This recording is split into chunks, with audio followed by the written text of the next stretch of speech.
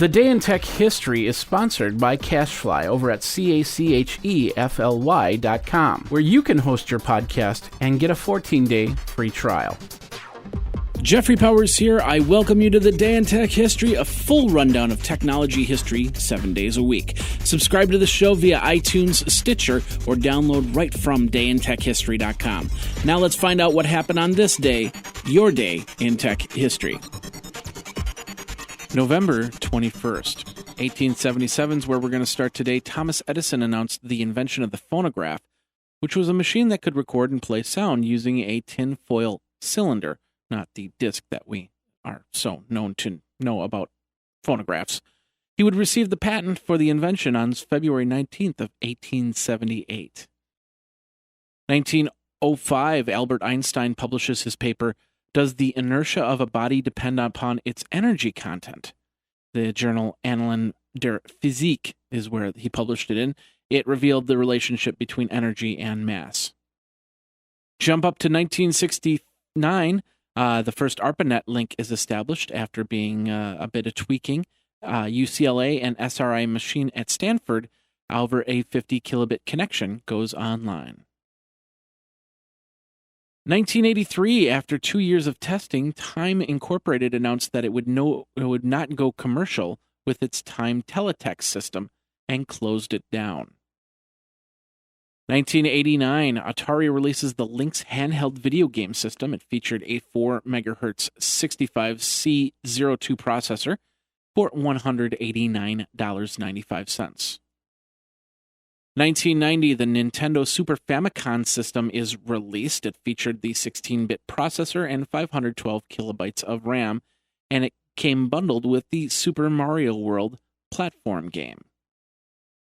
1995, Buena Vista released Toy Story, which was directed by John Lasseter and starred Tom Hanks, Tim Allen, Don Rickles, Jim Varney, Wallace Shawn, John Ratzenberger, and many others. It was produced on a $30 million budget and would gross to $29 million domestically in its opening weekend. Of course, it was one of the first all-CGI movies that came out and was one of Pixar's creations, which was at the time one of Steve Jobs' ventures. If you love the Day in Tech History, then I encourage you to join my Patreon movement over at patreon.com/geekazine. Your contribution keeps the lights on and more Day in Tech History episodes available. Pledge as little as $1 a month or $12 a year for 365 days of podcasts. Add to that all the content from geekazine.com, morninggeeks.com, and other shows that I produce. That's over at patreon.com/geekazine. Now let's get back into your Day in Tech History. In 2000, Jay Leno airs a match pitting Chinchilla against Ginsu in Vegas on The Tonight Show. 2001, Sega drops the price of the Dreamcast.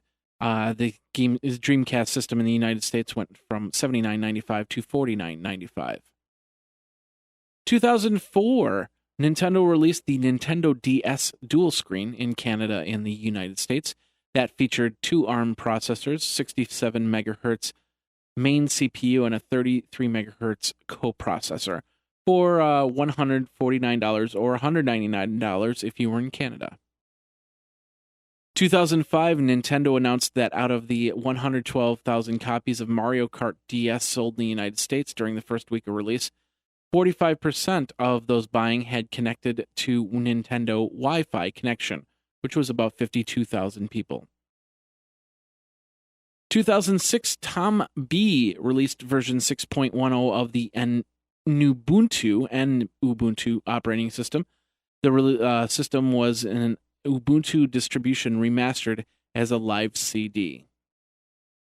And in 2008, Apple released the iPhone 2.2 update. Yahoo sold Kelku to Jamplant for under $125 million. Kelku was a shopping comparison site. Also in 2008, a judge ordered Steve Ballmer to testify on the Vista suit. Machines that they said were Vista compatible were actually not. When people started installing professional and ultimate versions, they couldn't do all the functions that the software said it could.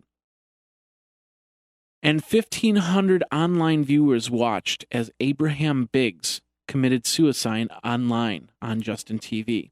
Some thought it was a joke, others kind of egged him on. After a couple hours, frantic viewers called police.